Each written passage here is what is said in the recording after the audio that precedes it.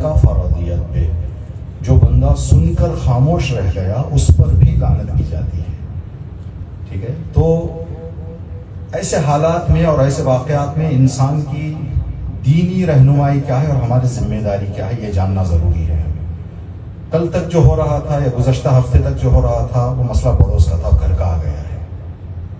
تو پڑوس کے مسئلے میں انسان کا برتاؤ اور کردار الگ ہے. جب بات گھر تک آ جاتی ہے تو وہاں پر انسان کا رویہ اور اس کا انداز جو ہے وہ کچھ بدلا ہونا چاہیے. اگر نہیں تو اس کو پہچان نہیں کہ پڑوس کیا ہوتا ہے، گھر کیا ہوتا ہے، پڑوس کی حفاظت کیا ہوتی ہے، گھر کی حفاظت کیا ہوتی ہے. جو ہم نے کل دعا پڑھی، اللہ تبارک تعالیٰ کی توفیق سے خدا تبارک تعالیٰ ہمارے زبانوں میں وہ اثر نہیں اور ہمارے عقیدوں میں وہ مضبوطی نہیں کہ خدا تبارک تعالیٰ جیسے ہم کچھ طلب کریں تو خدا ہماری دعا مستجاب کر لے. لیکن ائمہ معصومین علیہ السلام اور ان کے جو خاص نیک طرفدار ہیں، ماننے والے ہیں، ان کی زبانوں میں خدا بے شک اثر اللہ نے رکھا ہے. چوتھے امام نے جو دعا فرمائی ہے، آپ کل رات ہم نے بعد نماز مغربین دعائے کمیل کی جگہ پر اس دعا کو ہم نے پڑھی کہ چوتھے امام نے صحیفہ سجادیہ میں ایک دعا کی ہے جس کا عنوان ہے سرحدوں کی حفاظت کرنے والوں کے لیے دعا. دعا نمبر 27 ہے صحیفہ سجادیہ کی. تو دین مبین اسلام کا اگر ہم یہ دیکھیں، امام حسین علیہ السلام، امام علی علیہ السلام اور دیگر مولا امیر المومنین کے دو قول آپ کی خدمت میں نقل کریں گے. ایک امام کی وصیت تھی آخری وقت میں اپنے فرزندوں کو، اپنے بچوں کو، مخصوصاً دو اماموں کو، امام حسن اور امام حسین علیہ السلام کو قریب بلا کر امام نے فرمایا، بیٹا یہ میری آخری سانسیں چل رہی ہیں لیکن میں کچھ آپ کو نصیحت کرنا چاہتا ہوں، وصیت کرنا چاہتا ہوں. دونوں امام سراہنے بیٹھ کر سن رہے ہیں اپنے باپ کی نصیحت کو. تو امام علی علیہ السلام نے اس وقت فرمایا تھا، یا بنیا، اے میرے لخت جگر حسن، اے میرے لخت جگر حسین، کونا للظالم خصما وللمظلوم عونا. بیٹا حسن، بیٹا حسین، زندگی کے آخری سانس تک ظالم کے دشمن رہو، مظلوم کی حمایت میں رہو. جہاں پر بھی کوئی بندہ جس پر ظلم ہو رہا ہے ناحق، اس کی طرفداری کرنے کی کوشش کرو، اس کی حمایت کرنے کی کوشش کرو، اس کی فریاد کو پہنچو. کسی بندے نے آ کر مولا امیر المومنین سے سوال کیا کہ یا علی، زمین سے آسمان کا راستہ کتنا ہے، کتنا فاصلہ ہے، کتنے کلومیٹر کا راستہ ہے؟ روایت کا جملہ ہے، ہم تھوڑا سا آسان کر کے بتانے کے لیے یہ یوں ہم نے ترجمہ کیا اس کا. امام نے فرمایا کہ دیکھنا چاہتے ہو یا جانا چاہتے ہو؟ فاصلہ کتنا ہے بندے نے سوال کیا. امام نے فرمایا جاننا چاہتے ہو یا پہنچنا چاہتے ہو؟ تو اس نے کہا دونوں جواب دے دیں، اگر جاننا چاہیں تو کیا ہے اور پہنچنا چاہیں تو کیا ہے. امام نے فرمایا زمین سے آسمان کا فاصلہ دیکھنا چاہتے ہو، سر اٹھاؤ، سر اٹھاؤ، آسمان نظر آ جائے گا. ایک سر اٹھانے کا فاصلہ ہے. اگر پہنچنا چاہتے ہو تو کسی مظلوم کی آواز، مظلوم کی آواز میں وہ رفتار ہوتی ہے کہ سر اٹھانے سے جو نگاہیں آسمان تک جاتی ہیں اس سے پہلے مظلوم کے دل کی آہ عرش خدا تک پہنچ جاتی ہے. پھر امام نے یہ کہنے کے بعد نصیحت فرمائی کہ کبھی بھی نہتے لوگوں پر ظلم نہ کرو، ان کی آہ بہت جلد پہنچتی ہے. یہ ظلم اور ظالم مظلوم ان کے حوالے سے. جناب ابو ذر غفاری، جناب ابو ذر کو امیر المومنین ایجپٹ کا گورنر بنا کر بھیج رہے تھے اپنی حکومت میں. جب تیاری کر رہے تھے جناب ابو ذر تو امام نے بلایا، کہا کہ ابو ذر، معافی چاہتا مالک اشتر کو. تو بلانے کے بعد کہا کہ مالک کچھ باتیں سنو. جو بھی بندہ ایک گورنر ہونے کی حیثیت سے تمہارے پاس ملاقات کے لیے کوئی کام لے کر آئے، اگر وہ جائز درخواست کوئی رکھا ہوا ہے تو اس کی درخواست پوری کر دو، چاہے وہ جس مذہب کا بھی ماننے والا ہو، چاہے وہ مجھے امام مانے نہ مانے، خدا کی توحید کا اقرار کر رہا ہو نہ کر رہا ہو. جو بھی جائز درخواست لے کر تمہارے پاس آئے تم اس کی درخواست کو پورا کرو. جناب مالک نے کہا کہ مولا میں انشاءاللہ اس پر عمل کروں گا، لیکن تھوڑا سا اور زیادہ اس میں مضبوطی دینے کے لیے کچھ وضاحت فرمائیں. تو امام نے فرمایا کہ مالک دیکھو، جو بھی بندہ تمہارے پاس ملاقات کے لیے آ رہا ہے، یا تو وہ تمہارا دینی بھائی ہے یا انسانی بھائی ہے۔ اگر عقیدے کے دائرے میں دیکھو تو دینی بھائی ہے، اگر وہ بھی لا الہ الا اللہ کہہ رہا ہے، وہ بھی محمد رسول اللہ صلی اللہ علیہ وسلم کہہ رہا ہے، تو تمہارا انسانی بھائی بھی ہے، دینی بھائی بھی ہے۔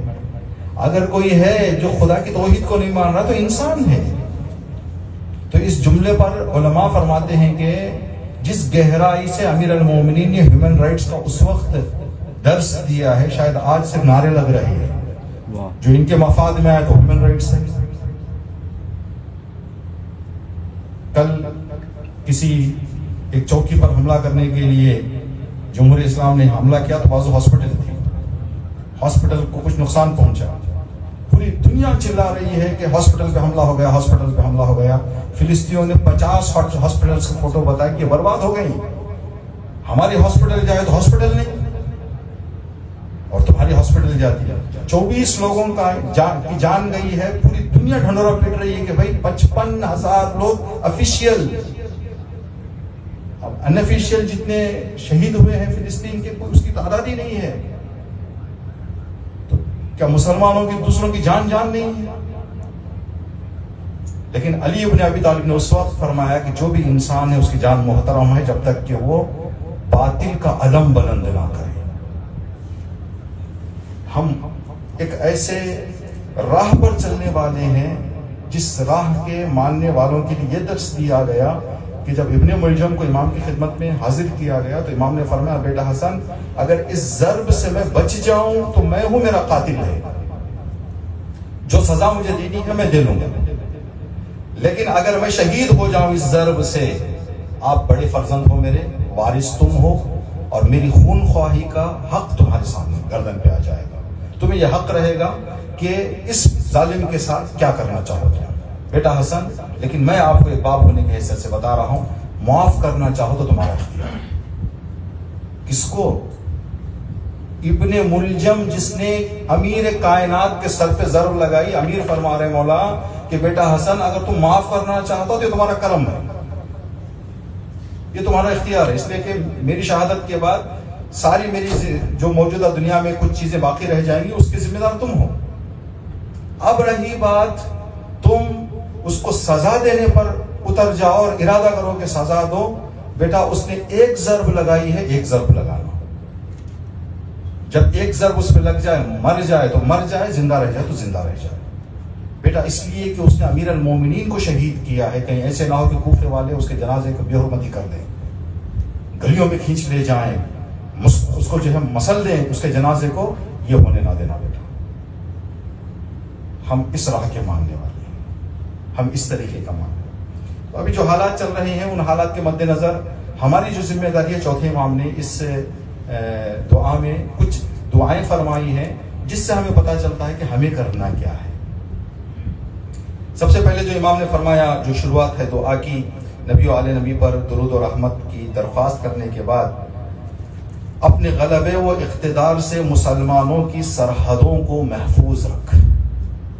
خدایا تو تیری اقتدار سے، اپنی قدرت سے جتنے مسلمان ممالک ہیں ان کی سرحدوں کی حفاظت کر، اور اپنی قوت و توانائی سے ان کی حفاظت کرنے والوں کو تقویت دے۔ تو خود حفاظت بھی کر، اور جو ان کی حفاظت کر رہے ہیں ان کو طاقت عطا کر، ان کو قوت عطا کر، اور اپنے خزانہ بے پایان سے انہیں مالا مال کر دیں۔ چوتھے امام کی دعا ہے۔ آگے جو امام نے فرمایا، خدایا ان کی تعداد بڑھا دے، ان کے ہتھیار کو تیز کر دے، ان کے حدود، اطراف اور مرکزی مقامات کی حفاظت اور نگہداشت کر، ان کی جمعیت میں انس و یکجہتی پیدا کر، ان کے امور کی درستی فرما، رسد رسانی کے ذرائع مسلسل قائم رکھ، ان کے مشکلات کے حل کرنے کا ذمہ خود لے۔ لیکن یہاں پر جو چیز دشمن ہاتھ دھو کر لگا ہوا ہے، ایک تو وہ جو فزیکل اٹیک ہو رہا ہے، اس کے علاوہ کل آپ حضرات کو شاید علم ہے کہ ایران کا نیشنل میڈیا انہوں نے ہیک کیا، ہیک کرنے کے بعد ابھی یہ ایسے جنریٹ کر کے کچھ ایسے ویڈیوز عوام کو بتائے گئے کہ آپ بغاوت کرو۔ ایک طرف سے فزیکل اٹیک ہو رہا ہے، ایک طرف سے پتا ہے کہ جب تک قوم متحد رہے گی دشمن کچھ نہیں کر پائے گا. دشمن اسی وقت آسانی سے اپنے مقصد میں کامیاب ہوگا جب قوم میں اختلاف آ جائے. چوتھے امام کی دعا جو سب سے پہلی دعاؤں میں امام نے کی ہے، خدایا اگر کوئی اسلامی سرحد میں گھس بھی جاتا ہے، اس پر تجاوز بھی کر دیتا ہے، حملہ بھی کر دیتا ہے، تو خدایا مسلمانوں میں اتحاد باقی رکھنا، ان کو ایک جہتی میں رہنے کی توفیق دے، مدد کر کے وہ ایک رہیں. تو عزیزان محترم دیکھیں، یہ چیز جو ہے یہ ایک سرحد کی بات ہے. ہم جو دوسرے اینگل سے دیکھتے ہیں، آنے والے ایام محرم کے ہیں، محرم کے ایام میں ہم سمجھے کہیں ٹریول کر رہے ہیں، ان ایام میں کوئی بھی بندہ سیاہ لباس میں نظر آ جائے تو پہلا جو ایک خیال آئے گا ذہن میں، شاید ہو سکتا ہے یہ بھی حسینی ہے. تو ہم جس ملک میں بھی چلے جائیں، جہاں پر بھی چلے جائیں، تو ایک ملک کی سرحد ہے، ایک حسینیت کی سرحد ہے. تو اگر ہم ملک کی حفاظت کرنا چاہتے ہیں تبھی بھی اتحاد کی ضرورت ہے. اگر حسینیت کی بھی اتحاد یہ کرنا چاہے، حفاظت کرنا چاہتے ہیں تو اتحاد کی ضرورت ہے. حسینیت میں اختلاف ہو جائے تو یہ علم تو اونچا رہے گا، لیکن جس تیزی سے اس کو ترقی ملنی ہے وہاں پر یہ ترقیوں میں رکاوٹ آ جائے گی. اور یہ مجالس وغیرہ، محرم، یہ سب جو دین مبین اسلام نے ہمارے سامنے رکھا ہے، اس کے پیچھے مقصد بھی یہی ہے کہ لوگ آپس میں ملتے رہیں، آپس میں آتے رہیں، تاکہ وہ پیار محبت کا سلسلہ، ان کی یکجہتی اور اتحاد کا سلسلہ باقی رہے. امام نے آگے جو دعائیں کی ہیں، ان دعاؤں میں ایک بڑا حصہ امام نے اس دعا نمبر 27 نہج البلاغہ میں دشمنوں کی نابودی اور تباہی کے حوالے سے کچھ دعائیں کی ہیں. اور آپ کی خدمت میں عرض کریں کہ جو لوگ ان سرحدوں سے دور ہیں، جو فزیکلی جا نہیں سکتے، فائنینشلی مدد نہیں کر سکتے، ان کی کیا ذمہ داری ہے. امام نے اس دعا میں فرمایا، خدایا جو بندہ میدان میں جا کر ڈٹا ہوا ہے اور جو لوگ کسی مجبوری کی وجہ سے میدان میں حاضر نہ ہو سکے، لیکن ان کے دل حق کی طرفداری میں تڑپ رہے ہیں، تو ان کی تڑپ کو بھی وہ اجر دے جو شہیدوں کو دے رہا ہے. یہ جو درد کھا رہے ہیں، جو فکر کر رہے ہیں کہ کیا ہوا، حق کے ساتھ کیا ہوا، کیا حق جو ہے آگے کس طرح سے آگے بڑھ رہا ہے، یہ جو افکار ہیں لوگوں کے اندر، جو ایک خیال ہے، امام نے فرمایا یہ اس بات کی نشانی ہے کہ بندہ فکر مند ہے، بندہ درد مند ہے، بندہ احساس کر رہا ہے کہ کچھ نہ کچھ ہو رہا ہے. تو امام نے فرمایا کہ خدایا جو اس طرح کے خیالات سے بھی زندگی کرتے ہیں، انہیں بھی راہ حق میں میدان میں جنگ کرتے ہوئے شہید ہونے والوں کا اجر عطا کر. یہ ایک مثال اگر آپ کی خدمت میں عرض کریں، کربلا میں جب 40 کے دن جناب جابر بن عبداللہ انصاری پہنچے، پہلے زائر کربلا، امام حسین کی قبر مطہر پر ہاتھ رکھ کے، جناب جابر اس وقت آنکھوں سے نابینا ہو چکے تھے، راستہ نظر نہیں آتا تھا. ایک راستہ بتانے والے کو، ایک رہنما کو انہوں نے لیا تھا کوفے سے، جس کا نام عطیہ اوفی تھا. عطیہ اوفی ہاتھ تھام کر جابر کو لے کے آئے قبر امام حسین علیہ السلام پر. قبر امام حسین علیہ السلام پر بیٹھ کر گریا کرنے کے بعد، سلام کرنے کے بعد، زیارت کرنے کے بعد، قبر مطہر پہ ہاتھ رکھ امام حسین کے فرمایا کہ اے میرے آقا حسین، خدا کی بارگاہ میں دعا کی، پروردگار جو اجر تو امام حسین کے ساتھ شہید ہونے والے شہداء کو عطا کر رہا ہے، وہ اجر جابر کو بھی عطا کر. یہ روایتوں میں ہے، آج تاریخ کربلا میں ہے، جابر بن عبداللہ انصاری کے پن ٹو پن جو انہوں نے وہاں پر جملے کہے تھے وہ جملے موجود ہیں. قبر امام حسین پر ہاتھ رکھ کے جناب جابر نے اللہ کی بارگاہ میں عرض کیا کہ پروردگار جو شہداء امام حسین کے ساتھ دے کر اس بیابان میں شہادت پیش کی ہے، ان کو جو اجر تو عطا کرے گا، وہ اجر جابر ابن عبداللہ انصاری کو بھی عطا کر. عطیہ سے یہ بات برداشت نہیں ہوئی، کھڑے ہوئے تھے عطیہ وہاں پہ، کہا جابر ایک زخم نہیں، ایک دھوپ نہیں، ایک پیاس نہیں، اتنے آسانی سے آپ یہ دعا طلب کر رہے خدا سے کہ وہ اجر دیں تمہیں جو حبیب کو ملا، وہ اجر دیں تمہیں جو جون کو ملا، جو اپنے زخموں میں تڑپتے رہے، جنہوں نے پیاس دیکھی، دھوپ دیکھی، امام کی وہ مصیبتیں اور امام کی اس میں جو پریشانیاں پہنچے، ان پریشانیوں کو دیکھا. تم اتنی آسانی سے یہ ثواب طلب کر رہے ہو. تو جناب جابر نے فرمایا یہ نبی کی ہدایت ہے، یہ میں اپنی طرف سے نہیں کہہ رہا ہوں. نبی نے فرمایا ہے جہاں پر بھی کوئی حق کا علم بلند ہو اور انسان دل سے اس کی طرفداری کی نیت کرے تو اسے وہی اجر دیا جائے گا جو اس راہ میں شہید ہوئے. جناب جابر نے فرمایا کہ میری آنکھوں کی مجبوری نے مجھے کربلا میں آنے میں روک دیا، ورنہ میری آنکھیں سالم ہوتی تو میں حسین کے ساتھ آج کربلا میں شہید ہوتا. میں کربلا سے دور نہ رہتا، لیکن میری آنکھوں کی مجبوری کی وجہ سے میں نہ آ سکا. لیکن میرا دل کربلا میں تھا، میرا خیال کربلا میں تھا، میری فکر کربلا کے حوالے سے تھی. تو میں طلب کر سکتا ہوں کہ خدا تبارک تعالیٰ مجھے جو اجر جناب حبیب کو عطا کیا گیا ہے، تو ابھی ہم جا کے وہاں کچھ نہیں کر سکتے. یہ جو مسئلہ ہے آپ کی خدمت میں، انشاءاللہ دعا کریں اپنے نمازوں میں. اپنی اسی دعا کو اگر توفیق ہو تو 2 دن میں ایک مرتبہ، 1 دن میں ایک مرتبہ اس کی تلاوت کریں.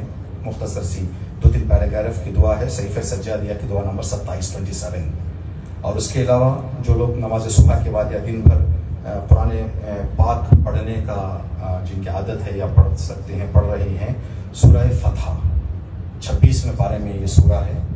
سورہ فتح، اس سورے کو بھی پڑھنے کی تاکید کی گئی ہے حق کی کامیابی اور کامرانی کے لیے اور ظلم کے خاتمے کے لیے. سورہ فتح پارہ نمبر 26 میں ہے. یہاں پر جو چوتھے امام کی دعا ہے، اس کا ایک فقرہ آپ کی خدمت میں عرض کریں، اس کے بعد ایک اور روایت. خدایا اگر تو نے اس مرد مجاہد کے خاتمہ بالخیر اور شہادت کا فیصلہ کر دیا ہے، جو راہ حق کے علم برداری کر رہا ہے، جو علم لے کے کھڑا ہوا ہے، اگر تیری مشیت میں یہ ہے کہ وہ شہید ہو جائے. چوتھے امام کی جملے ہیں، صحیفہ سجادیہ کی دعا نمبر 27. اگر تو نے اس مرد مجاہد کے خاتمہ بالخیر اور شہادت کا فیصلہ کر دیا ہے تو یہ شہادت اس وقت واقع ہو جب وہ تیرے دشمنوں کو قتل کر کے غفر کردار تک پہنچا دے، یا اسیری انہیں بے حال کر دے اور مسلمانوں کے اطراف مملکت میں امن برقرار ہو جائے اور دشمن پیٹ پھرا کر چلا جائے. ہم بھی یہی دعا کریں گے. دشمن نعرے تو بہت لگا رہا ہے، لیکن کل رہبر معظم کا جو اسٹیٹمنٹ آیا، جو انہوں نے خطاب کیا قوم سے، ایک ہی جملہ کہا، جو میدانوں میں ڈرے ہیں ان کو ڈراؤ.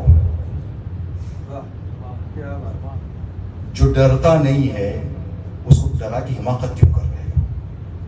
40 سال 45 سال ہسٹری تمہارے سامنے، کب ہم تم سے ڈرے ہیں جو آج ڈرے؟ تو یہ آپ نے دیکھا ہوگا جب وہ شہید یحییٰ سنوار وہ آخری وقت جب وہ لاٹھی لے کے اپنی ان کے ڈرون پہ پھینک رہے تھے، تو لوگوں نے کامنٹ کیا تھا کہ اس ایک لکڑی کے ٹکڑے پر سعودی اور دبئی کا سارا اسلحہ قربان، ساری فوج قربان ان کے اوپر، جو ہمت کر کے اس آخری دم میں بھی جو کر سکتا ہے بندہ وہ کر رہا ہے. ورنہ یہ لے کے کیا کریں گے فوجوں کو؟ یہ نمائش تھوڑی ہے، آرٹیفیشل پھول تھوڑی ہے. یہ اگر ایسے رکھنا ڈیزائن کے لیے تو رکھیں جتنے رکھنے ہیں. ابھی آج ہی کی خبر آ رہی ہے، ابھی ہم نے صبح دیکھا کہ بو شہر میں جو ان کا پلانٹ ہے، دھمکی کے لیے پتہ نہیں جو بھی وہ ٹیکٹکس ہوتے ہیں ان موقعوں پر، انہوں نے کہا اس پر ہم اس کو نقصان پہنچائیں گے. جیسے کہ نقصان پہنچائیں گے، کویت کی آواز بلند ہو گئی، قطر کی آواز بلند ہو گئی، UAE کی آواز بلند ہو گئی، کہا یہ کام ہم کرنے نہیں دیں گے، اس لیے کہ یہ پلانٹ کو اگر نقصان پہنچا تو ہم مر جائیں گے. کہا وجہ کیا ہے بھائی، تمہارا کیا لینا ہے؟ کہا کہ یہ پلانٹ سمندر کے کنارے ہے بو شہر کے، اگر اس پلانٹ کا ریڈیشن باہر جاتا ہے تو قطر کا پانی آلودہ ہو جائے گا، کویت کا پانی آلودہ ہو جائے گا، UAE کا پانی آلودہ ہو جائے گا، پانی پی کے مر جائیں گے لوگ وہاں کے. تو اس پلانٹ کو خطرہ پہنچانا 3 ملکوں کو خطرہ پہنچانے کے برابر ہے، یہ کام نہ کریں. تو مطلب جب ان پر بات آتی ہے تو ان کی آواز بلند ہوتی ہے. اب وہ جو بچے تڑپ رہے تھے 2 سال سے، یہ تاریخ کی باتیں ہیں. یہ دیکھیں چھٹے امام کی تاریخ میں، چھٹے امام کے گھر کو جب جلایا گیا، جب امام کے خاص چاہنے والے امام سے ملاقات کرنے کے لیے آئے تو امام رونے لگے. کہا کہ مولا گریہ کی کوئی وجہ ہے؟ اس لیے کہ آپ، تو امام نے مدینہ منورہ میں اپنے گھر پر آگ لگانے کے واقعے کو دیکھ کر تڑپ کے چھٹے امام نے رو کر کہا کہ اگر مدینے والوں نے میری جدہ کے گھر پر آگ لگانے پہ روک لگائی ہوتی تو آج میرے گھر پہ آگ نہ لگتی. ان کو یہ جرأت ہو گئی کہ بھی اولاد فاطمہ پر لگائی جا سکتی ہے, کبھی کربلا میں آگ لگانے کی ہمت نہ کرتے ہیں. یہی بات ہے کہ فلسطین کے نہتے بچوں کے سامنے پورا اسلامی ممالک ایک ہو جاتے ہیں. تو آج انہوں نے یمن پر جانے کی کوشش جرأت کرتا, جب دیکھ رہے ہیں کہ بے غیرت لوگ سے بیٹھ کے دیکھتے ہی. اب جہاں اس کا من کر رہا ہے, جو اس کے زبان میں آ رہا ہے, جہاں پر چاہے, یہ بے غیرتی ہے. دین اسلام ہم کو یہ نہیں بتاتا. دین اسلام کی تعلیمات کچھ اور ہیں.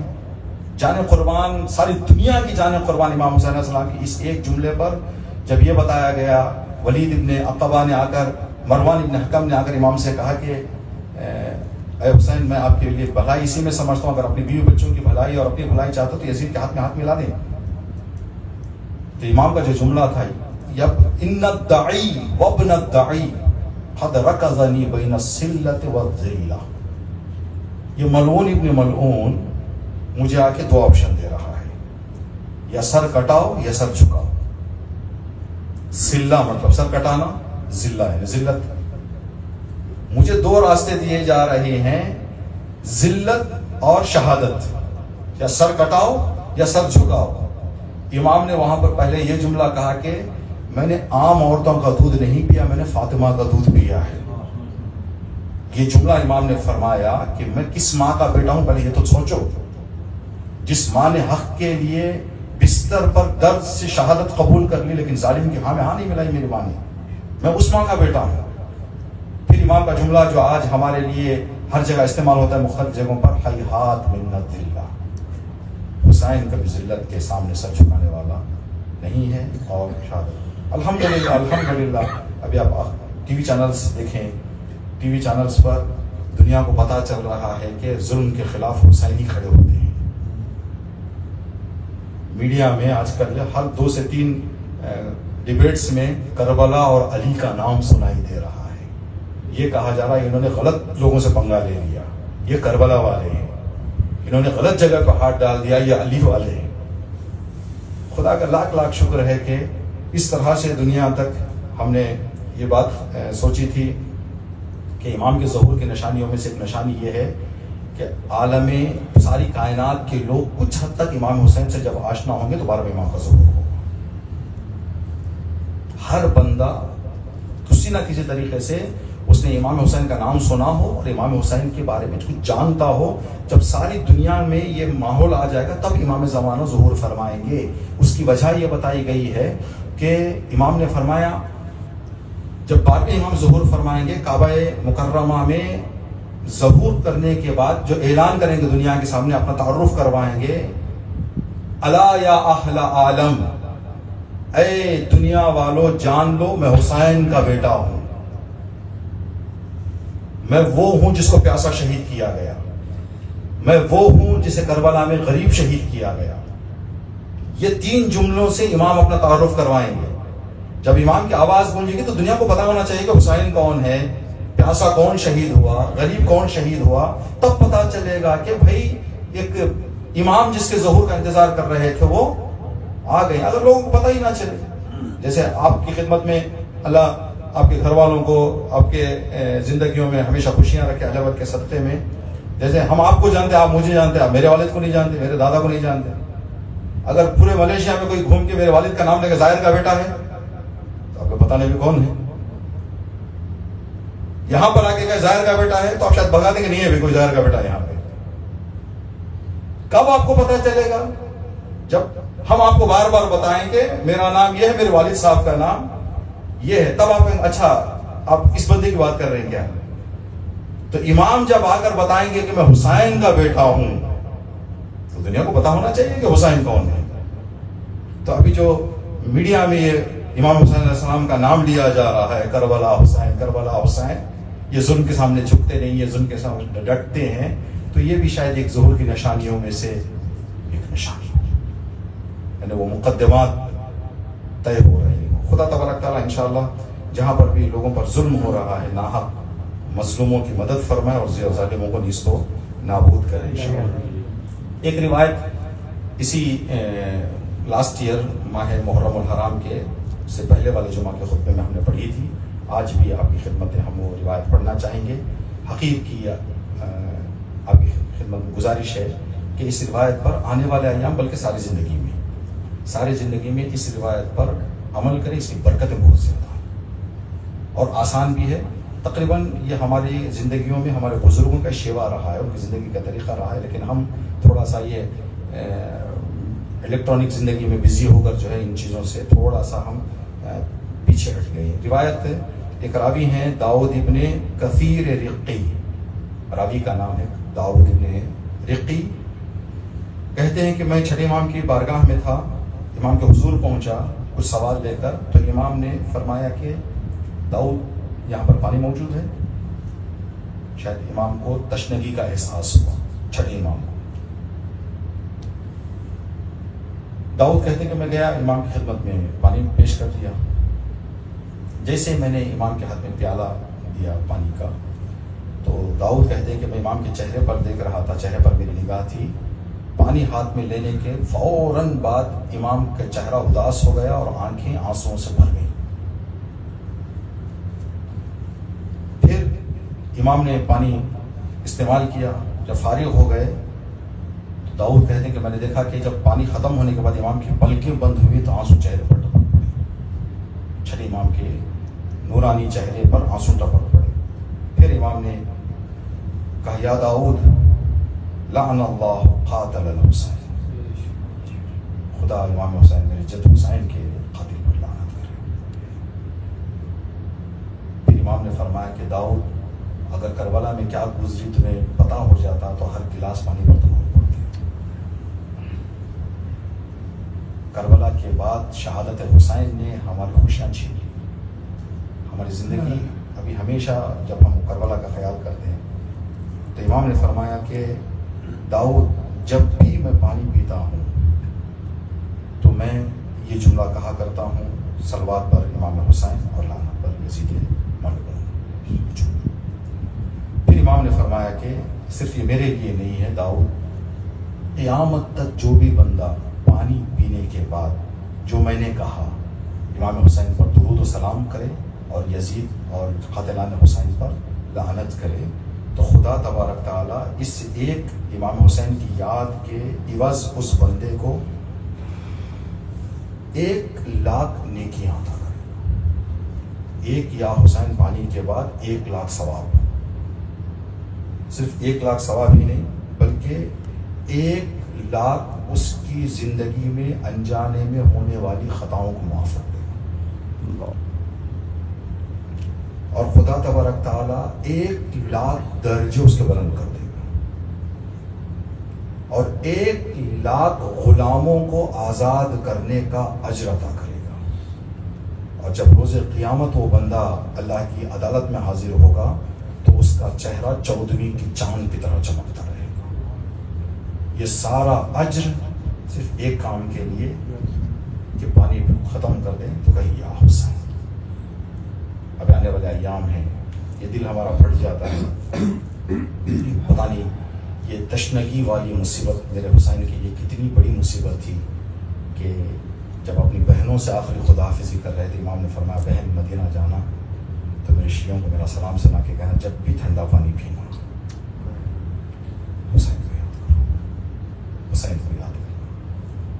ٹھیک ہے, ہم راحت بے کے ساتھ یہاں اسلامک سینٹر کلچر یہ ہے میوزیم ہے ایک, وہاں پر گئے تو تقریباً 100 سال پرانا کچھ برتن رکھا ہوا ہے وہاں پر جو بادشاہوں نے بادشاہوں کو گفٹ کیے ہیں. 100 سال سے زیادہ کا عرصہ گزر گیا ہے, اس کو یہاں میوزیم میں لائے, یعنی اس کو بنائے ہوئے اور میوزیم میں پڑا ہوا ہے ادھر کولالمپور کے. تو اس پلیٹ پہ فارسی میں ایک شعر لکھا ہوا ہے, جان را فدائے مرقد شاہ شہید کن, اپنی جان کو امام حسین کی قبر پہ قربان کر دو. جان را فدائے مرقد شاہ شہید کن, آبی بنوش لعنت حق پر یزید کن. پانی پیو تو یزید پر لعنت کرو. ابن زیاد و شمر لعین و ولید کن, یزید کے ساتھ ساتھ ابن زیاد شمر اور ولید پر بھی لعنت کرو. اشکی بیریز رحمت حق را خرید کن, یاد حسین میں تو آنسوں بہا لو، خدا کی رحمت لے لو. یہ اس پلیٹ پہ لکھا بھی ہے، ادھر ہی کھولنا پر. ہم لاسٹ ایئر گئے تھے ہاتھ کے ساتھ، وہاں پہ پلیٹ ہے وہاں پہ جس پہ، اور بڑی اور بھی اس کی بات یہ ہے کہ اس کے 4 کونوں میں 4 پھول ڈیزائن کیے گئے ہیں. پھولوں پر لکھا ہوا ہے کہ ہدیہ خامس آل ابا.